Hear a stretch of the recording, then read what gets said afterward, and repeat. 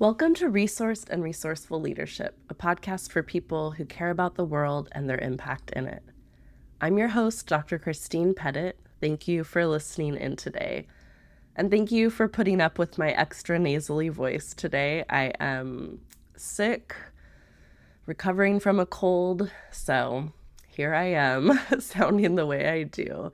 I hope you're out there happy and healthy in this probably somewhat harried holiday season. It seems like at this time of the year, I feel like I'm just barreling toward the end of the year. So today I'm going to step back a little bit. This episode is inspired by the Everyday Artist community that I recently joined, and it's facilitated by Bianca Gabrielle. I'm actually recording this podcast while in a kind of co-working space as part of that community where those of us who join go off and work on our creative projects after doing a little bit of EFT tapping to support our creativity.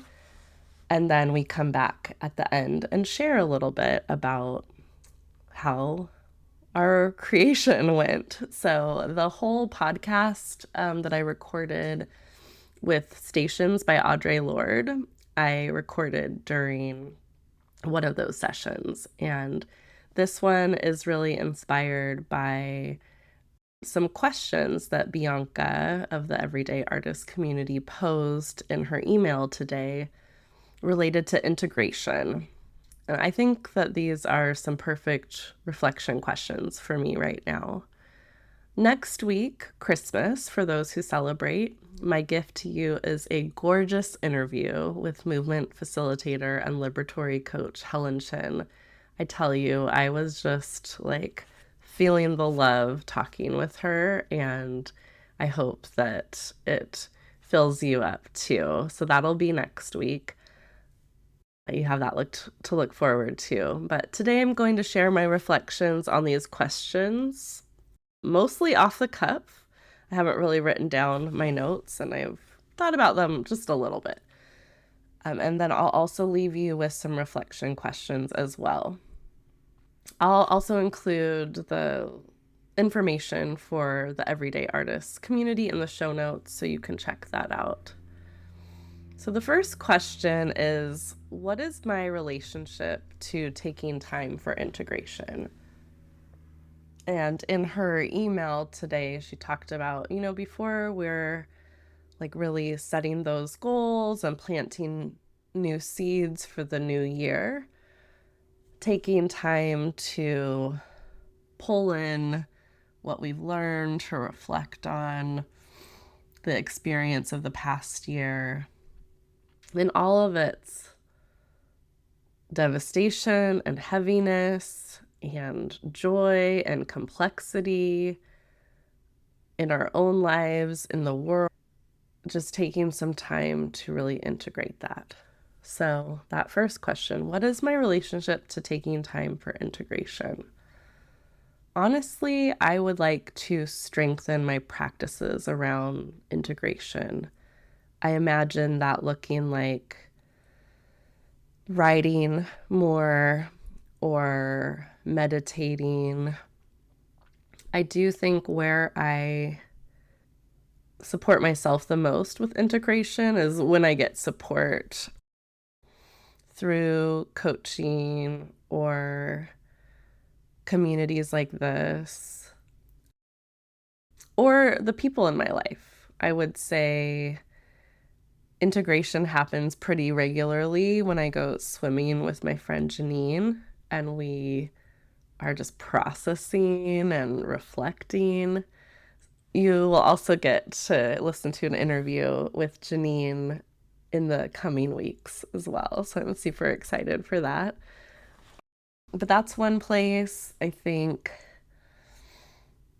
maybe another place of processing happens a lot with my friend Emily, because we trade Marco Polo messages back and forth. This is my friend Emily in Oregon, not my trainer Emily. But I think processing with people, and there's many other people in my life, definitely even with trainer Emily, who you heard the interview with recently, with my Aunt Babs, with my partner. Yeah, there's a lot of places processing and communicating what's going on in my life, and having people reflect back to me, I think, is supportive of my integration. And also this podcast. And so I'm proud of myself for starting this podcast this year and using it as a place where I really can reflect and make sense of what I'm learning and practice honing my voice and articulating my thoughts. So this is a place for integration, and thank you for being part of it. The next questions are, what parts of integration feel easy and what parts feel challenging? I think it is easier for me to practice integration in community, like in relationship with others. What is challenging for me, I think, is carving out those spaces for myself. Like I said, like a writing practice, journaling, maybe regular meditation. Carving that space out feels challenging, and I do think like a big time suck for me is social media and consuming social media instead of creating and interacting with it more, I guess, constructively versus passively. Carving out the time, but like I have the time. It's really that intentionality around it that feels challenging. It's kind of easy to go from one thing to the next or one reel to the next. What am I proud of this year with my creativity? I'm really proud of starting this podcast.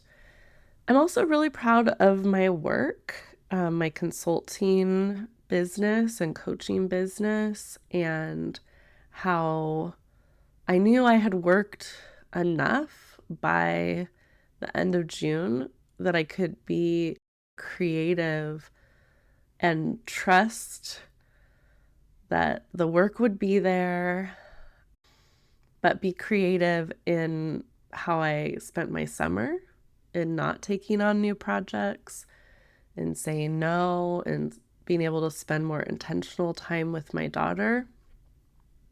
And like, I think I'm creative in the way that I'm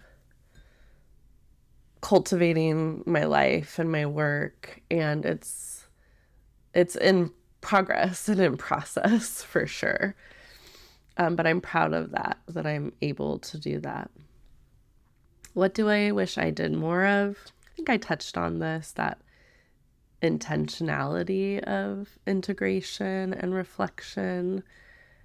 And the other thing that I've really been wanting to do is invite people into community with me, like hold more gatherings, invite people to my house, have a monthly creative gathering. I really want to do that. And it's just been like swimming around in my head. So I don't know, maybe you could send me some encouragement to do that, especially if you're in the Long Beach area and would like to do that in person.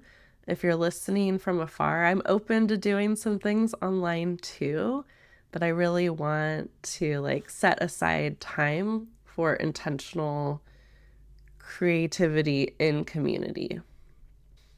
What felt challenging with my creative practices or projects? I think like modulating the right, not the right, but the amount of work and creativity that feels restorative to me, that feels energizing without burning out. And also, it's challenging for me to carve out space for my own creative practices and projects and business when I am busy with the organizational consulting, when I was the interim executive director.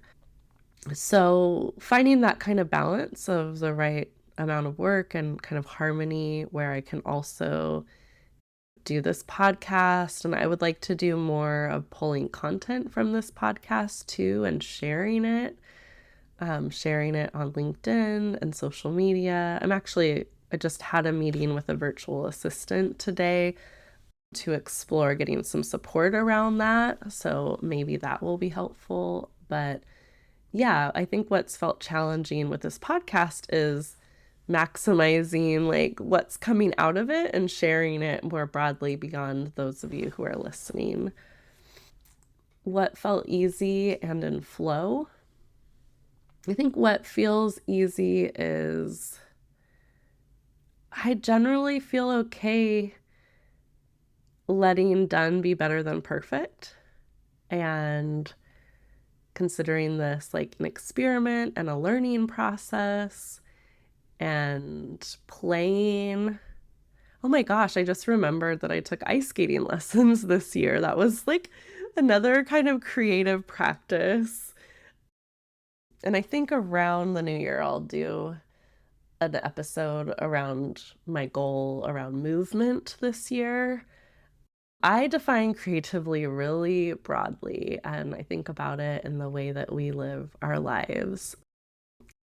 What feels easy and in flow to me is doing things imperfectly, getting used to kind of sharing and connecting with others, and moving on, like recognizing when I do feel a little scared or hesitant, and giving that part of me some love, but creating nonetheless. What did I learn about myself through my creative practices? I think I'm learning that I am creative, that I do have a lot to say, that my intuition is helpful in guiding me. Like I was struggling with writing, talking was coming easier for me. So, podcast, and I listened to that and I'm doing it. So, I feel like I'm really proud of myself there. I think I am still learning how to be intentional with my yeses and nos, and like in my work being clear, like still shifting some of my people pleasing tendencies. And yeah, I'm just learning that I'm still growing and evolving. How did my creativity change this year? Oh, I guess on the other one, I learned that I get nervous before interviewing people sometimes for this podcast, and that I care a lot about it too. And I mean, I already knew this, but I love interviewing people and I love having conversations with people. I'm also interested in being interviewed and being in conversation with people. And Janine, who you will hear her interview in a few weeks, but she also suggested to me that she interview me, and I was like, yeah, sure. I guess in a way, I'm interviewing myself using these questions. The last question that Bianca asks is, how did my creativity change this year? I think in some ways, I've been more intentional about it than I have in recent years. And I say that because of starting this podcast. I mean, I think, like, again, I define creativity broadly. So I think maybe the focus shifted a bit. I think about creativity in parenting as well. In fact, I think one of the days in that calendar that I shared with you recently, I talk about creativity in parenting. I'm just flipping through really quick to see if it comes up. There's compassion and joy. Oh yeah. So this is something I wrote again a few years ago. Creativity. Caring for children is a practice in creativity and its counterpart, flexibility. Here are a few ways I invite creativity into my own parenting. Imagining ways of relating to my child that I didn't experience growing up, looking for support or tapping into my own resourcefulness when I am feeling challenged, allowing myself to play, be silly, or make quote unquote bad art and enjoy the process of creating, letting go, and shifting expectations of myself and my child. So I've definitely, like, my everyday practice of parenting is creatively thinking about how to show up, like I said, in a way I didn't experience growing up, and to imagine something different for myself and my daughter and my family. And I would say that's an area that I'm continuing to get support in this year. You know, each time in our life and each age, at least for me, for my daughter, it brings kind of new challenges, or like just getting some support is helpful to remind myself of how I want to show up. I worked with a parenting coach a little bit this year, and I think, like, as I'm looking toward next year, I'm just looking at that like intentional support that will support my creativity. And what else? Yeah, I'm thinking continuing to develop my business as a creative endeavor. And I'm proud of the way that I'm like bringing in harmony into my life, different areas of it. And it's not all, it's hard sometimes. It's really hard. So I think I talked about in the last episode, the interview with Mindy, how I just felt like creativity was really important this year in this political moment, creativity and community. And so I just kept that word like front and center. It was one of my 2 words for the year, creativity and community. And next year, my words are voice and community, like continuing to hone my voice, which is definitely connected to creativity, but also, like, I do think it's important to be creative in imagining what we want to see in the world. And it's been important to hold on to that and to envision something. I love the kind of vision board that I collaged at the beginning of the year. And some of the words on it are: what will your legacy be?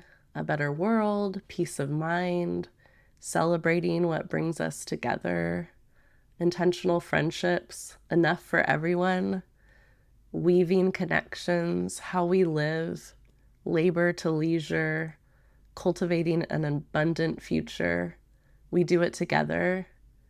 Take it outside, where the wild things are, travel, transform. I think I said all the words there.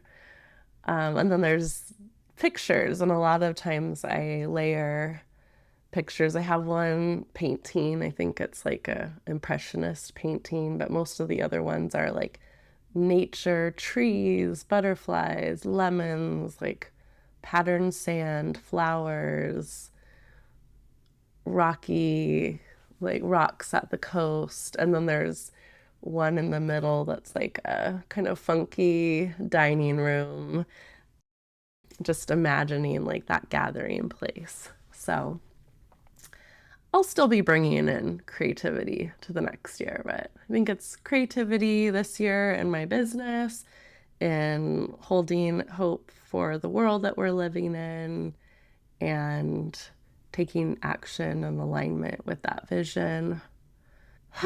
Okay. I feel like I've said the word like support and creativity about 1,000 times. So just let all of that kind of swirl around and integrate into my being. And I'm imagining like massaging your ears. No, that just sounds weird. But as you're listening, it coming in and connecting with you as well. My questions for you, I mean, I encourage you to go back and actually ask these questions of yourself. But the questions that I have for you are, what does this time of year look like for you? Are you barreling toward the end of the year like me? Do you have some time to build in some spaciousness, some rest? How are you reflecting on and integrating this past year? And what's one thing you can commit to strengthen integration in your own life? I'm wondering, what is my commitment? I'm going to think on that. So I really want to thank you for listening today. I also feel inspired to share a poem with you that is connected to something I wrote before. I recently wrote a newsletter. Oh, it was about grief, and it was connected to the podcast. And I said, like, I welcome the grief. I welcome it all. And one of the readers and people I'm in community with, Heather, was like, "Oh, this reminds me of The Guest House by Rumi."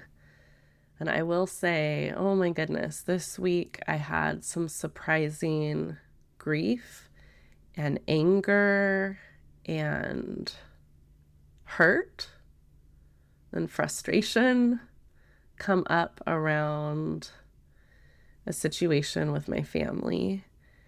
And I've been taking care of myself in all of this, but this time of year is often challenging. It's a time where there might be expectations that don't get met, where we feel the grief of loss or of things not being the way we wish they were. It's also a time of joy and light, and I hope you feel that. But I wanted to share The Guest House by Rumi with you. This being human is a guest house. Every morning, a new arrival. A joy, a depression, a meanness, some momentary awareness comes as an unexpected visitor. Welcome and entertain them all. Even if they're a crowd of sorrows who violently sweep your house empty of its furniture, still treat each guest honorably. He may be clearing you out for some new delight.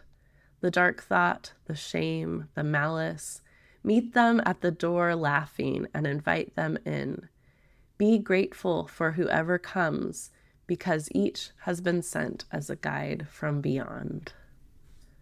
So I really am wishing you all the best this holiday season. Definitely tune in next week for a touching and heart-centered interview with Helen.